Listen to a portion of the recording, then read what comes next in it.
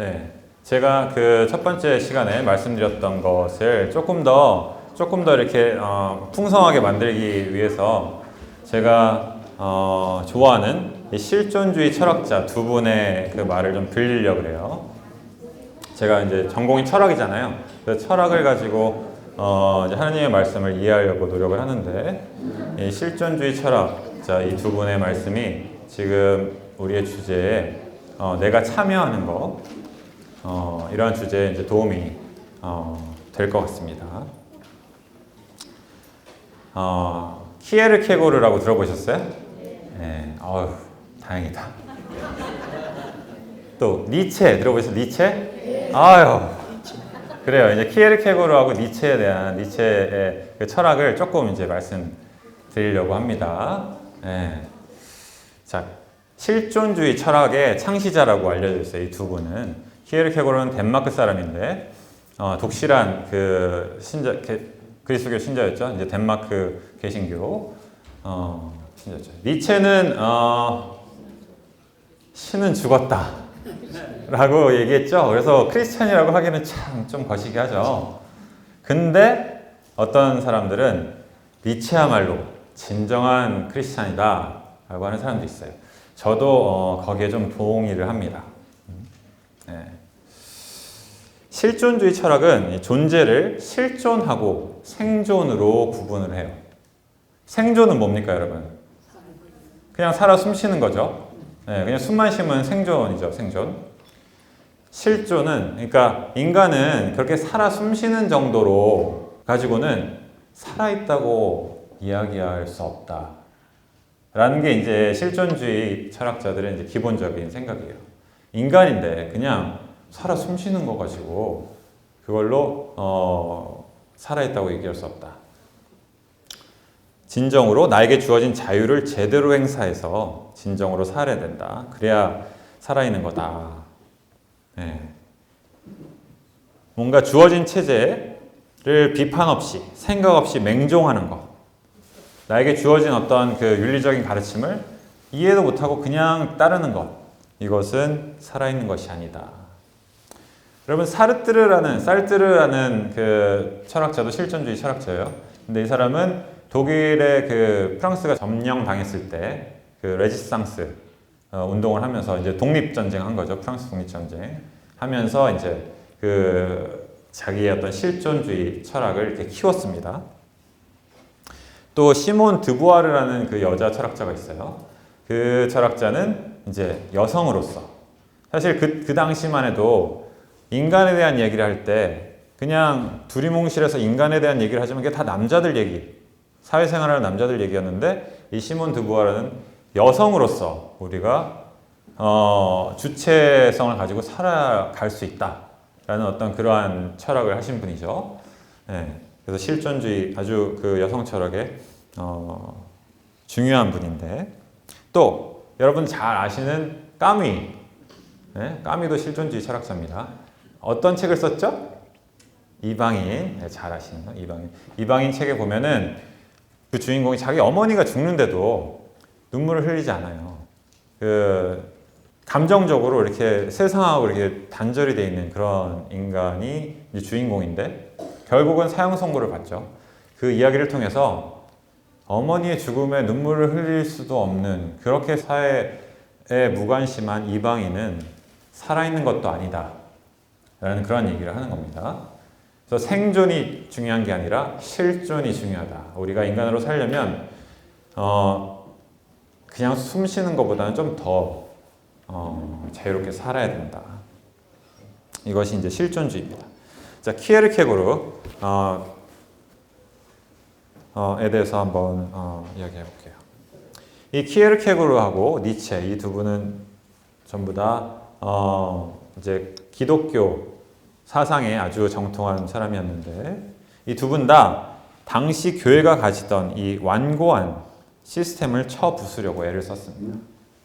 주일이면은 기계적으로 교회 가고, 신부나 목사가 이야기하는 것이면 법처럼 무비판적으로 받아들이고, 성경에 있는 이야기는 생각해보지도 않고 그냥 맹신하고, 그러면 이제 천국 간다고 믿는 그런 어떤 그 당시의 교회상. 그래서 결국 그리스도가 우리에게 보여준 삶을 살지 못하게 만드는 그런 교회. 그 교회를 이제 비판한 것입니다. 이 키에르케고르의 유명한 책 중에 공포와 전율이라는 책이 있어요. 이 공포와 전율이라는 책에서 이 공포와 전율이 뜻하는 게 뭐냐면 아브라함이 이삭을 바치기 전에 그 느꼈던 하느님과 1대1 관계 안에서 그 느끼는 공포와 전율을 이야기합니다. 이 아브라함이 이삭을 바친 행위가 윤리적인 행동이 아니라는 것이 요점이에요. 이게 무슨 말이냐? 아브라함이 이삭을 바칠 때 사라한테조차도 이야기하지 않아요. 그죠? 홀로 자기 아들 이삭을 데리고 산으로 갑니다. 그 누구한테도 이야기할 수 없었어요. 왜 그랬을까? 사람들이 이해할 수 있는 게 아니기 때문에. 사람들이 그래 마음은 아프겠지만 그 바치는 게 옳은 일이지 라고 할 수 있는 그런 성질의 것이 아니었어요. 아브라함이 하느님과의 1대1 관계 안에서 하느님을 대면하고 자신의 온전한 자유로서 자기의 아들 이삭을 바치기로 결심한 거였기 때문입니다. 이것을 다른 사람들한테 설명할 수도 없었어요. 하느님이 아브라함한테 이야기했다고 하지만 눈앞에 딱 나타나서 이야기하셨을까? 그렇진 않았겠죠. 뭔가 자기의 그 깊은 내면에서 만난 하느님. 그 하느님이 너는 이 아들을 바쳐야 된다. 그때 이 아브라함은 그것을 알아들었습니다. 하지만 이걸 누구한테 설명할 수 있는 것이 아니었어요. 그래서 홀로 가서 바친 겁니다. 그래서 이건 윤리적인 행동이 아니었어요. 이게 윤리적인 행동이 아니라는 것을 설명하기 위해서 키에르케고르가 예를 드는데 구약성서에 이런 이야기가 있죠. 어떤 왕이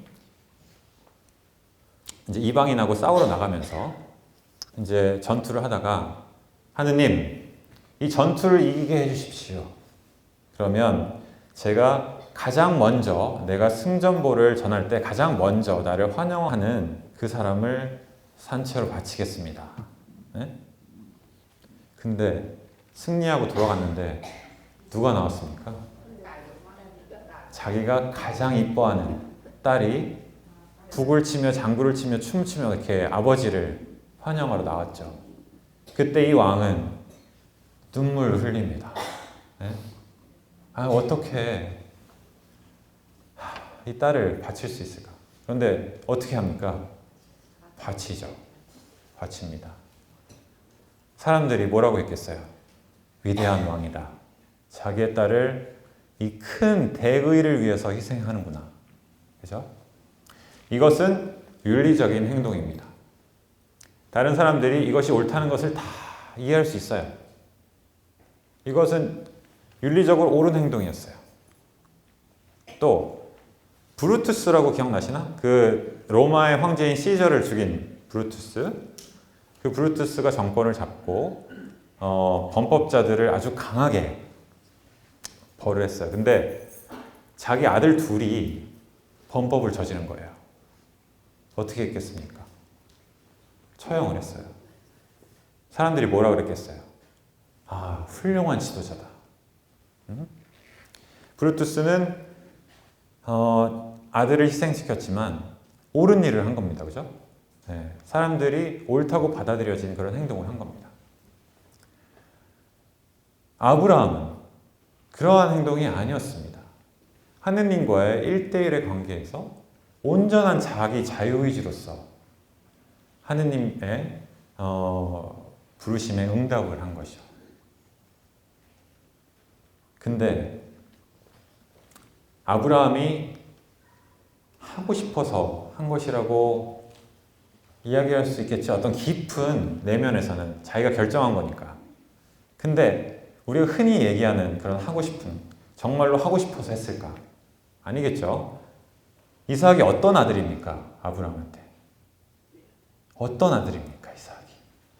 정말 그렇게 오래오래 기다려가지고 나온 그 아들인데 아브라함이 이삭을 바치고 싶었겠어요? 하지만 표면적인 그 욕구로서는 바치고 싶지 않았지만 하느님과의 깊은 관계 안에서, 깊은 내면에서 이 아들을 바쳐야 된다는 것을 알았습니다. 그렇게 해서 하느님과의 1대1 관계 안에서 이삭을 바치게 되는 거죠. 바치는 그 순간에 하느님을 대면하고 선 그 아브라함은 두려움에 떨었습니다. 공포와 전율을 느꼈습니다.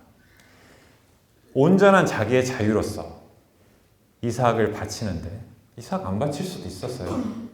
안 바칠 수도 있지 않았겠습니까? 그거 자기 정당화를 할 수 있었잖아요. 사라한테도 자기 정당화 할 수 있었고 사람들한테도 아니 이게 어떤 아들인데 하느님이 주신 아들인데 내가 하느님의 목소리를 들었다고 하더라도 내가 잘못 들었겠지. 그렇게 정당화할 수도 있었습니다. 하지만 아브라함이 정당화했습니까? 그러지 않았죠. 아주 가슴 깊은 곳에서는 이삭을 바치는 것이 하느님이 원하시는 것이고 그것을 따르기로 자기가 결심을 했기 때문에 이삭을 바치는 거죠. 그 어떤 온전한 자유에서 하느님을 따르는 그 아브라함의 행동을 실존이라 라고 키엘케고르는 정의합니다. 그러한 어떤 자유, 성체는 소중하다고 신부가 얘기하니까 앞에서 이렇게 절하고 감실 앞에 지나가면서 다 절해야 된다고 얘기하니까 절하고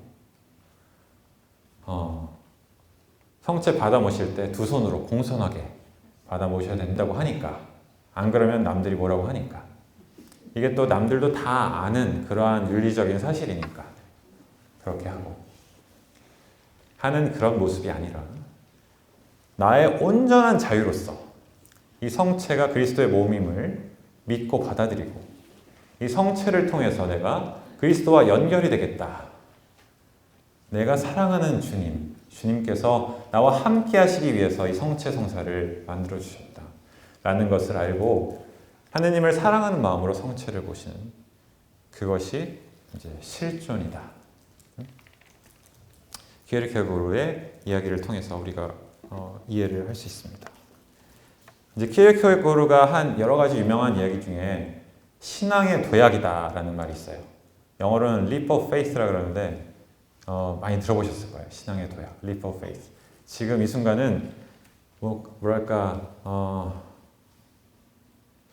내가 이 성공을 보장할 수 있는 어떤 사인이 없지만 그래도 한번 해보는 거야 라고 할 때 이제 leap of faith, 신앙의 도약 이런 표현을 이제 우리 지금 많이 쓰는데 이런 신앙의 도약, 아브라함이 이삭을 바치는 그 순간에 이삭을 나에게 어떻게 돌려주실 것인가 하느님께서 하는 것은 알 수 없었죠. 그렇죠? 바치는 그 순간에 어떻게 알았겠습니까? 하지만 아브라함은 굳게 믿었습니다.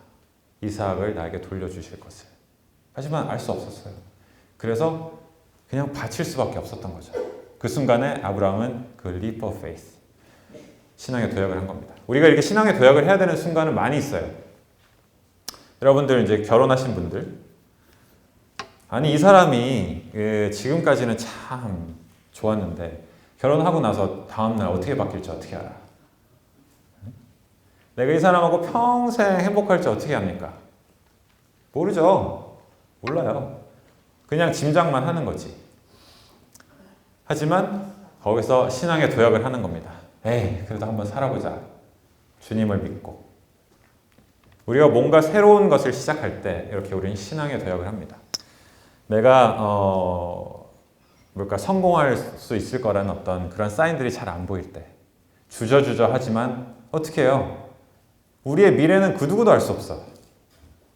지금 내가 1시간 뒤에 어떤 일이 일어날지 알 수 없어요. 사람들 그냥 픽픽 쓰러지잖아요. 그리고 뭐 아픈 사람들, 그 사람들이 뭐 1시간 전에 어떤 일이 일어났을지 알았을까? 그런 것처럼 우리가 하려는 그 모든 일들, 새로 시작하려는 모든 일들, 여러분들 한국에서 미국 오셨을 때 미국 가면 좀 더 행복한 삶을 살 수 있겠지 정도잖아요. 나는 진짜 행복하게 살 수 있다. 미국 와서. 그거 확신하고 오신 분 없을 거예요. 확신할 수가 없지. 그걸 누가 알아? 하지만 여러분들 용감하게 비행기표 사서 비자 신청해서 오신 거 아닙니까? 그때 신앙의 도약이다. 그 순간에 우리는 실존을 한 거예요. 생존을 한 게 아니라 실존. 그냥 숨 쉬면서 있는 거 주어지는 대로 사는 것이 아니라 여러분들 모험의 한 발을 내디디신 거죠. 성체를 받아 모실 때도 그러한 어떤 실존의 한 발을 내디딘 신앙의 도약이 있어야 됩니다. 여러분. 사람들이 보고 있으니까가 아니고 많은 사람들이 저걸 하느님의 몸과 피로 믿으니까가 아니고 내가 하느님과의 1대1 관계 안에서 그리스도와의 관계 안에서 하느님의 현존을 믿고 내 온전한 자유로 믿고 성체와 성혈을 받아 모시는 것이 바로 실존이다. 키엘케고르가 이런 얘기도 했어요. 그렇게 내 자유로 신앙의 도약을 하는 것이 이 압박이 이만저만이 아니죠. 내가 책임져야 될 것이 너무 많습니다. 여러분들 뭐 가장이시죠. 그리고 어머니였으면 아이들 데리고 미국 올 때 얘들의 인생도 내가 책임져야 되는 거 아닙니까? 이 결정에 진짜 얼마나 큰 것이 왔다 갔다 합니까? 네? 그런 상황에서 여러분들 결정을 내려야 했을 때 누가 그냥 결정 좀 내려줬으면 하고 생각해 보신 적 있으시겠죠? 네. 그냥 어떤 상황이 그냥 나를 이쪽으로 그냥 몰아갔으면 내가 결정 안 해도 되도록 이렇게 생각해 보신 적도 있으셨을 겁니다. 하지만 정말 그 결정을 해야 되는 이 마지노선에 딱 서가지고 결정을 내리는 그 순간에 하나님 앞에 선 단독자로서 공포와 전율을 느끼는 여러분 실존을 하신 겁니다. 그래서 이 자유를 포기하는 사람 많아요. 이스라엘 백성들 이집트에서 그냥 노예 사이로 뭐 어딜 가 그냥 살던 대로 살지. 그냥 노예살이를 선택하는 사람들, 자유를 선택하지 않는 사람들 많이 있습니다, 여러분. 우리 삶 안에서도 내가 노예살이를 선택한 그런 결정들 여러분들 생각해보면 많이 내리셨을 겁니다. 저도 그랬고요. 하지만 우리는 하느님 앞으로 내 발로 내디뎌야 된다. 자, 이제 니체는 이제 도덕의 계보라는 책에서 유대 그리스도교 사상을 정면으로 반박했습니다. 성경에 뭐라고 그래요? 가난한 사람은 행복하다.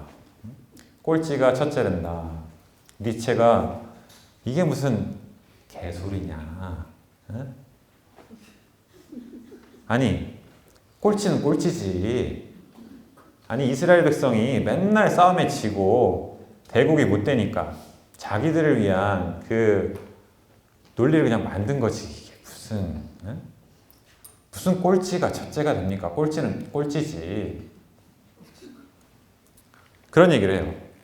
신이라는 허상에 기대가지고 실제로는 약하면서 강한 척하면서 살지 말고 그 신의 허상을 넘어서 실제로 내 삶을 살아라. 그리고 성직자들을 아주 신랄하게 비판합니다. 니체가. 니들 아는 것도 없으면서 이 안수 받았다는 거 이거 하나만 가지고 그렇게 공부도 안 하고 설교대에서 이야기를 하는데 말을 되지도 않는 소리. 그것도 신자들이 알아듣지 못하면은 신자들 혼내고 네가 설명 잘못했으면서 그런 어떤 그 권위주의, 그러한 그 성직자들의 행태를 아주 신랄하게 비판을 하죠.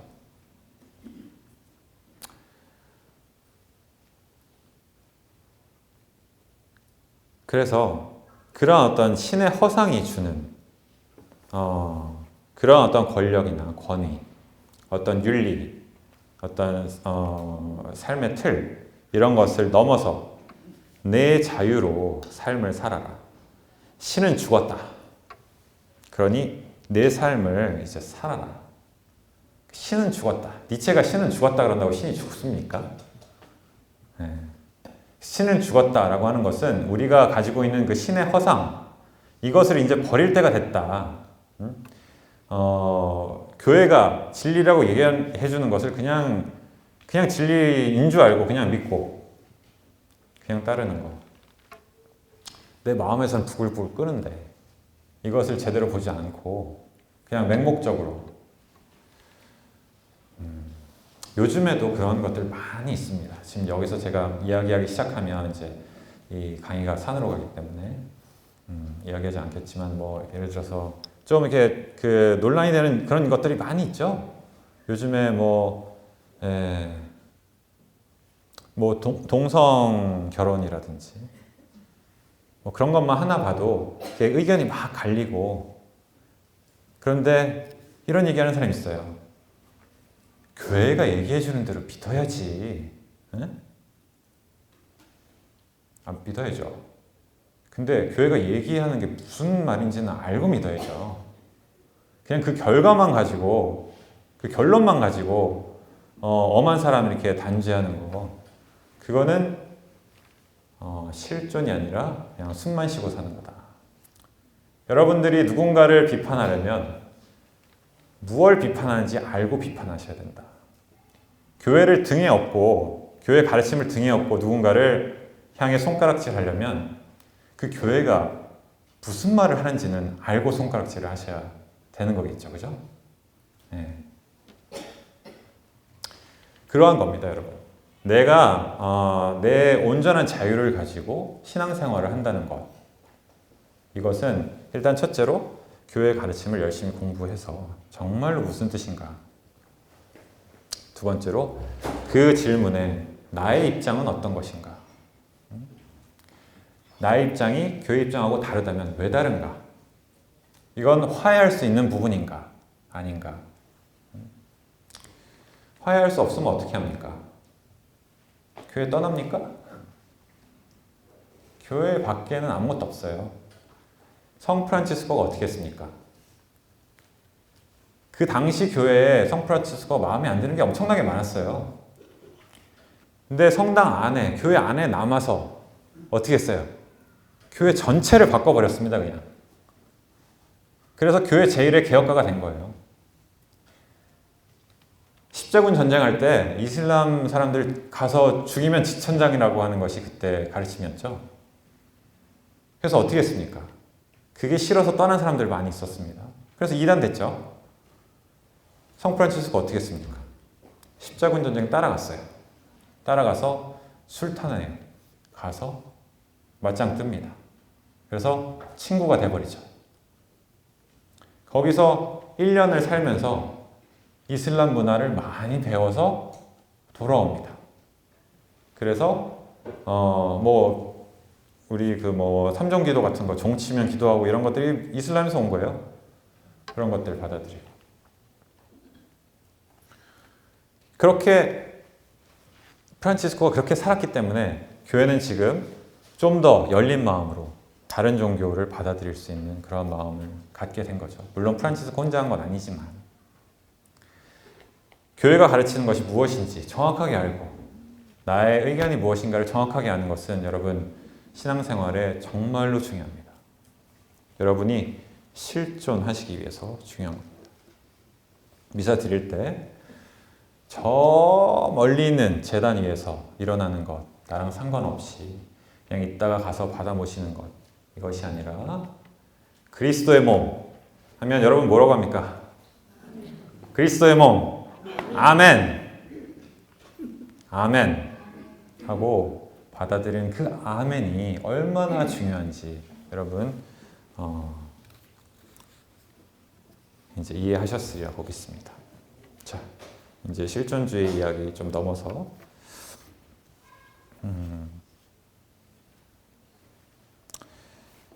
이제 성체 성사 얘기만 했지만 이 칠성사가 다 마찬가지입니다, 여러분. 고해성사 같은 경우에 이제 들어가면 해야 되는 기도문들 있죠. 들어가서 뭐 전능하신 천주님과 신부님께 죄를 고백합니다. 고해성사한 지 몇 달 됐습니다.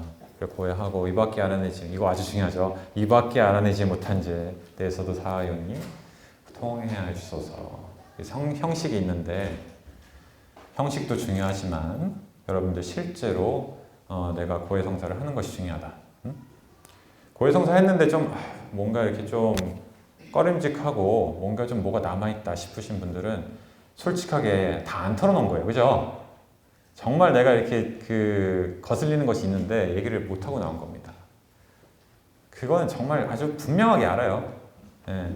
혹은 무의식적으로 뭔가가 있는데 성찰을 제대로 안 해서 이제 발견 못한 거죠. 예. 근데 정말 내가 정말 내가 정말 잘못했는데 하는 것이 있어가지고 오늘 해야 되는데 못하겠다. 그리고 또 미뤄가지고 몇 달 미뤄가지고 이제 겨우 고에서 들어가가지고 고해를 하면 어때요? 어렵게 딱 얘기하면 어때요? 눈물 펑펑 나고 하나님 잘못했습니다. 그냥 바짝 엎드려서 고해하죠. 그럼 어때요? 그냥 속이 시원하고 하느님 만나는 거죠. 거기서 성사를 통해서 하느님 만나는 겁니다. 하느님 만나는 게 중요한 거지. 물론 이 느낌이 중요하다는 거 지금 말씀드리는 게 아니에요. 네. 하느님을 만나는 게 중요한 거지 어떤 그 형식, 틀이 중요한 게 아니다. 좀 오래간만에 성당 와가지고 고해성사는 해야 되겠는데 들어가서 미사 한번 빠졌습니다. 이밖에 알아내지 못한 죄에 대해서도 통해합니다. 그러면 다 통해됩니까? 다 사여집니까? 네. 보나벤투라라면 그걸로는 부족하지 라고 말씀하셨을 겁니다. 그죠? 네.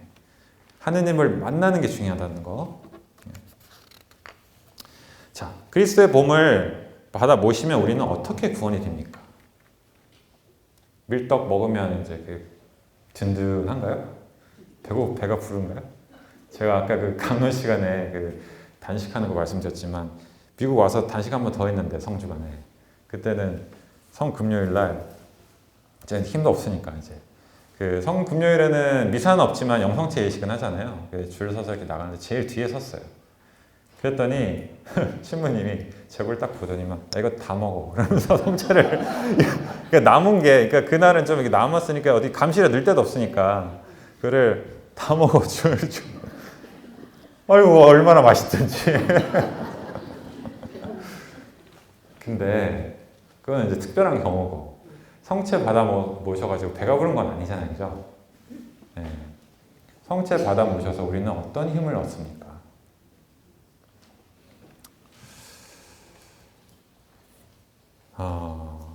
하느님이 함께 계심을 느끼는 거예요. 그거밖에 없어요. 주님의 현존. 네. 내가 힘들 때 사랑하는 사람이 손을 이렇게 꼭 잡아주면은 힘나죠? 그게 해결해 주는 건 아무것도 없어요. 그죠?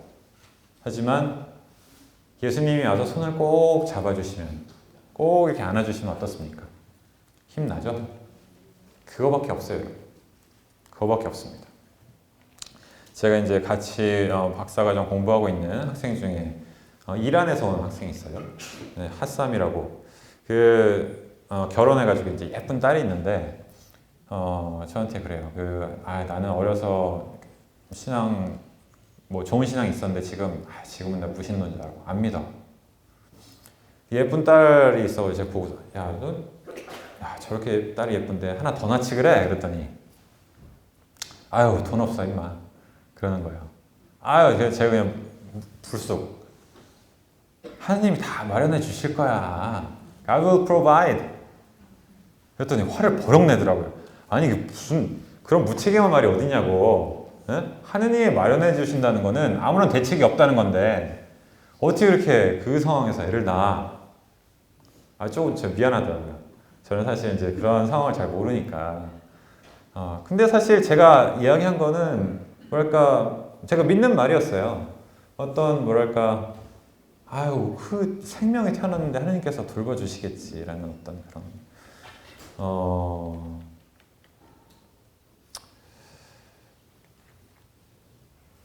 근데 그런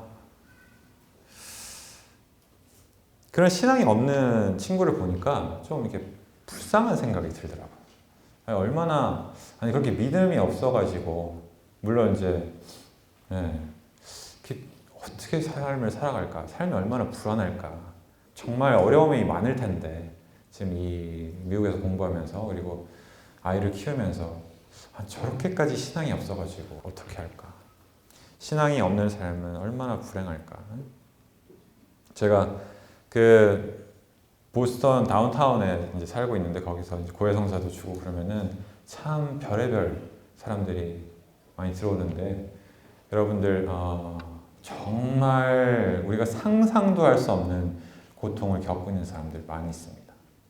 정말로. 정말 이 세상에 힘든 사람들 많아요. 고해성사 듣다 보면 그냥 눈물이 나서 어쩔 수가 없을 때가 있어요. 근데 그런 사람들이 나가기 전에 한마디 하는 게 뭔지 아십니까?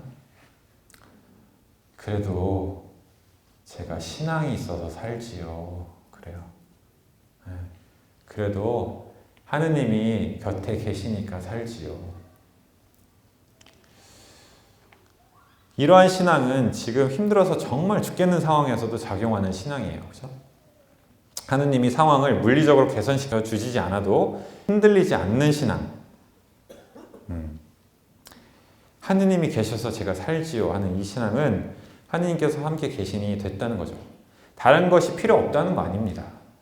집에서 애들이 울고 있는데 배고파서 나가서 먹을 거 구해야죠. 당연히 구해야죠. 그런 거 안 해도 된다는 얘기가 아니에요. 지금 당장 내가 무슨 시험을 봐야 되는데 공부해야죠. 그리고 시험 접수할 돈이 없으면 돈은 어떻게든 마련해야죠. 하나님한테 울고불고 매달리죠. 하나님이 그것을 해결해 주신다는 거는 해결해 주실 수도 있지만 안 해주시는 경우도 있잖아요. 하나님의 어떤 큰 계획 안에서 하나님께서 정말로 우리에게 주시는 거는 이렇게 함께 해주시는 거, 손을 꼭 잡아주시는 거, 이거다. 이거밖에 없다. 하지만 우리는 이걸로 충분합니다. 충분합니다. 다른 것이 필요 없다는 얘기가 아니에요.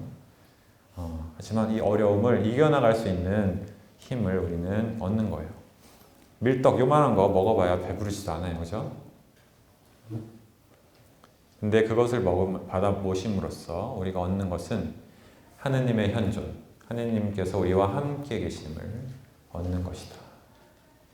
아까 쉬는 시간에 이제 형제님께서 그러면은 성체성사를 받아 모실 수 없는 다른 어떤 개신교 신자들이나 다른 종교를 가진 사람들, 하느님 못 만나는 거 아니냐, 아니면은 그거 아닌 거는 알지만 그거 좀 설명해달라 이렇게 말씀하셨는데, 제가 성체성사를 통해서 하느님을 더 가깝게 만날 수 있다는 것을 말씀드리는 것이지 성체성사만을 통해서 하느님을 만난다는 거는 아니죠, 그죠? 우리가 이제 성체를 받아 모시는 사람으로서 성체를 통해서, 그리고 가톨릭이 가지고 있는 칠성사를 통해서 하느님을 어떻게 만나는 것이 맞는 것인가, 이런 것을 지금 말씀드리고 있는 거예요. 네. 이러한 어떤 신앙은 새로운 모험을 앞두고 있는 우리한테도 적용이 되는 겁니다. 내가 이것을 시도했을 때 어떠한 것이 내 앞에 있을지, 여러분들 리타이어 하시고 나서 목돈을 손에 쥐고 내가 옛날부터 꿈꿔왔던 어떤 제2의 인생을 살아야지 라고 생각하시는 분들이 있었을 거예요. 그렇게 한 발을 내딛는 게 얼마나 어렵습니까? 그죠? 네. 이게 얼마나 큰 모험을 필요로 하는 겁니까? 하지만 우리는 그때 하느님께서 나와 함께 계시지 하면서 시도를 하는 겁니다. 도박이 아니에요. 도박이면은 실패하면 쫄딱 망하는 거죠. 도박이 아니라 신앙의 행위, 신앙의 도약이기 때문에 실패한 것처럼 보일 수 있어도 실패했을 때 하느님께서 함께 하셨기 때문에 그 실패 또한 의미 있는 것이 되는 겁니다. 하느님께서 함께 해주시기 때문에 할 수 있는 것. 네. 이제 마무리하면서 한 가지만 더 말씀드리겠습니다. 이 공관복음이 뭔지 아시죠? 공관복음. 마테오, 마르코, 루카를 공관복음이라 그래요. 공관복음이 이제 비슷한 관점을 가지고 쓰여졌고 있기 때문에 이제 그렇게 부르는 거고, 나머지 하나 요한복음. 그래서 공관복음하고 요한복음이 이제 좀 차이가 있는 부분이 많이 있어요. 그 아주 차이가 극렬하게 나오는 부분이 이제 최후의 만찬 부분인데, 공관복음에는 아까 제가 읽었던 그 말씀, 이는 내 몸이다, 이는 내 피다, 받아 마셔라, 이러한 부분이 있는 반면에 요한복음에는 세종례 부분이 나옵니다. 그러니까 주님의 만찬, 그 최후의 만찬의 이제 그 맥락 안에서 나오는 거죠. 근데 이제 그 만찬 자체, 그 빵을 나누는 것 자체를 이렇게 묘사한 것이 공관복음이라고 한다면, 요한복음은 세종례. 그래서 결국 요한복음 사가의 눈으로는 성체성사는 남의 발을 닦아주는 행위다라는 것. 그것이 강한 메시지로 들어가 있는 겁니다. 최후의 만찬 때 보여주신 행동, 예수님께서 보여주신 행동과 말씀은 잡혀가기 직전에 보여주신 말과 행동이시죠. 그렇기 때문에 유언처럼 제자들한테 해주신 말씀이에요. 유언처럼.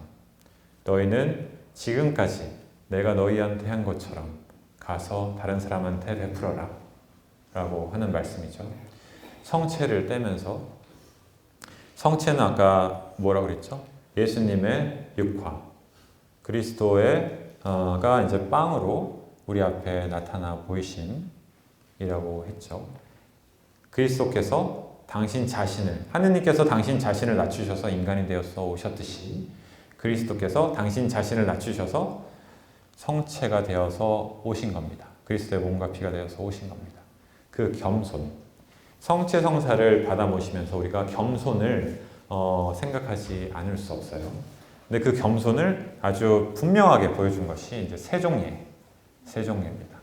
내가 주님이고 스승이면서 너희의 발을 닦아주었듯이 너희도 나가서 그렇게 하여라. 서로 겸손하게 사랑하여라. 제가 사실 이 겸손을 참 잘 이해를 할 수가 없었어요. 어렸을 때. 뭐랄까, 왜 겸손을 해야 되지? 어렸을 때 지금 기억나요. 나 똑똑한데 똑똑한 척 하면 왜 안 되고, 나 공부 잘하는데 왜 공부 잘했다고 막 자랑하면 안 되고, 네? 그러는 거지? 그 이해가 좀 잘 안 됐습니다. 수도원 들어와서는 겸손, 작은 형제잖아요, 저희가. 작아지라, 겸손해지라, 어찌나 기따갑게 그래서 겸손하려고 노력을 하는데, 겸손하려고 이제 나를 자신을 낮추려고 그러면 사람들이, 야, 너 겸손하네? 그리고서 칭찬해줘요. 그럼 어떻게 해요? 올라가죠? 나 내려가려고 그러는데 자꾸만 눌러 올라. 어떡하라는 거야, 나보고. 좀 잘 이해가 안 됐어요. 근데 미국 와서 느낀 것은, 미국 오니까 겸손하려고 노력 안 해도 돼. 이미 저 밑바닥이야. 말이 안 되니까 잘 표현도 안 되고, 그죠? 뭐 어디 상점 가서 뭐 껌 하나 사는데도 무시당하고. 그러니까 뭐 이 자존감이 바닥입니다. 바닥. 그러니까 뭐 나 겸손해야 되겠다 이런 생각 들지도 않더라고요. 네. 근데 그때 이제 제가 성가대에 들어갔어요. 그때 본당 성가대에 들어갔는데 이 본당이 아주 이 다문화적인 본당이에요. 멀티컬처럴 본당이고, 워싱턴 교구 대교구에서 아주 큰 본당인데, 그 성가대가 이 아주 유명한 그 멀티컬처럴 성가대였어요. 교황님이 오셨을 때마다 이제 초대받아서 이제 하는 그런 성가대였는데, 가서 이제 노래 부르면서 근데 이 성가대 분들이 노래를 너무 못하는 거예요. 가서 보니까. 아니, 개개인이 그 악보를 제대로 보는 사람도 없어요. 우리 한국 사람들 다 악보 보잖아요. 미국 사람들 악보 보는 사람 별로 없어요. 저 놀랐어.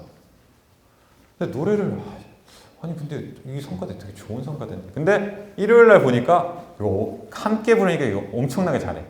알고 보니까 이 지휘자가 해주는 거를 이렇게 녹음기로 딱 녹음해가지고 일주일 내내 죽어라고 연습하는. 이 사람들이 실제로는 진짜 뛰어난 가수들이 아닌데 이제 죽어라고 열심히 연습을 하는 거예요.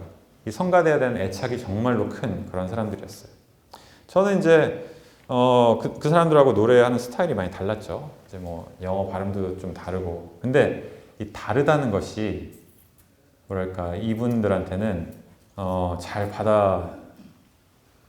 받아들여지더라고요. 그러니까 제가 다르기 때문에 환영하는 거예요. 제가 한국말을 할 수 있기 때문에 환영하고 액센트가 있는 영어를 하기 때문에 뭐 좋다고. 너 노래하는 건 좀 다르게 들린다, 야. 이렇게 참 신기한 성가대였습니다. 근데 자기들도 그랬던 시절이 있었던 거예요. 그러면서 이제 좋긴 뭐가 좋았겠어요. 그냥 그렇게 좋다고 이렇게 얘기를 해주는 거였겠지. 그들도 저 같은 시절이 있었기 때문에. 제가 너무 자신 없어 하고 말도 못하고 그러고 있으면은 그들은 제 침묵을 이렇게 들어줬습니다. 내가 표현하는 것 이상의 것을 내가 생각하고 있을 것이라는 것을 믿어줬고 내 생각은 훨씬 더 멋있는 것이라고 이렇게 믿어줬어요. 제가 말할 거 생각하느라고 이렇게 시간 끌면은 그분들도 이렇게 제 입을 보면서 침을 꼴딱꼴딱 삼키면서 제가 이렇게 입을 이렇게 따라가는 거예요. 이게 알아들으려고 제가 이렇게 좀 이렇게 쭈삣쭈삣해서 이렇게 막 입도 크게 안 열고 그러면은 입술을 이렇게 따라가면서 you are 어쨌든 그러시는 거예요. 근데 그렇게 내가 막 이렇게 설명을 하려고 하다가도 또 안 될 때 있잖아요. 에휴 모르겠다 그러고 이제 말을 멈춰버리면은 이렇게 웃으면서 와서 이렇게 꼭 안아주시고 그런 분들이었어요. 그런 분들은 진정한 겸손이 무엇인지 아시는 분들. 뭐랄까 예수님께서 말씀하셨듯이 이분들은 이미 스승이고 주님인 그런 분들이었죠. 예수님처럼. 하지만 예수님께서 제자들의 발을 닦아주셨듯이 이분들은 제 발을 이렇게 닦아주신 겁니다.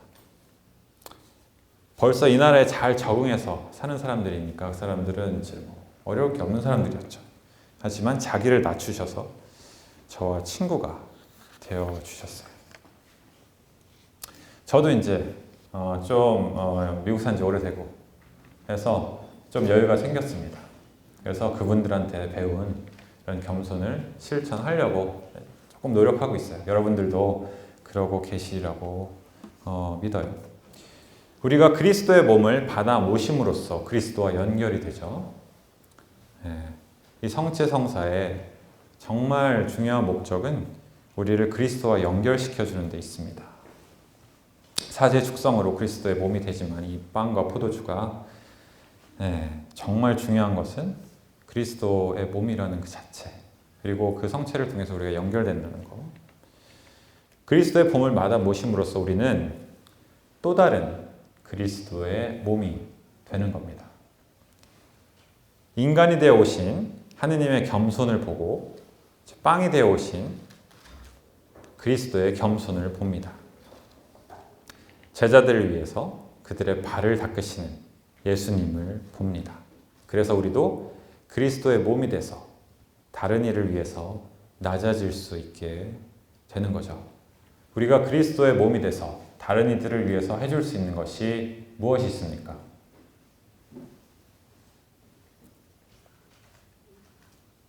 아무것도 없어요. 우리가 뭘 해결해 줍니까? 그 사람들 신분이 해결 안 돼가지고 비자 가지고 쩔쩔맬 때 우리가 해결해 줄 수 있어요? 우리가 해줄 수 있는 것은 손 꼭 잡아주는 거. 그리고 그 사람들이 이야기할 때 아유 그래 힘들지 하고 들어주는 거. 그리스도의 몸이 돼서 하느님께서 우리와 함께 계셔 주셨듯이 우리가 성체를 받아 모실 때 그리스도께서 우리와 함께 계셔 주셨듯이 우리도 그리스도의 몸이 돼서 그들과 함께 해주는 겁니다. 그거 말고는 없어요. 하지만 그것으로 충분합니다. 물론 실제적으로 도움을 줄 수 있는 부분이 있으면 열심히 도와야죠. 하지만 많은 부분 정말 같이 옆에서 눈물 흘리는 것밖에는 해줄 수 있는 게 없는 경우가 많아요. 그렇죠? 하지만 그것이 별거 아닌 게 아니라는 것. 그것이 정말로 중요한 것이고 그리스도의 몸이 돼서 우리가 할 수 있는 최선의 것이라는 것. 그것을 여러분 기억하시면 세상 끝날까지 너희와 함께하겠다라고 하는 그리스도의 말씀이 우리를 통해서 세상 끝까지 전파되고 또 하느님의 현존이 세상 끝까지 뻗어나가게 되는 겁니다. 아멘. 네. 성부와 성자와 성령의 이름으로 감사합니다.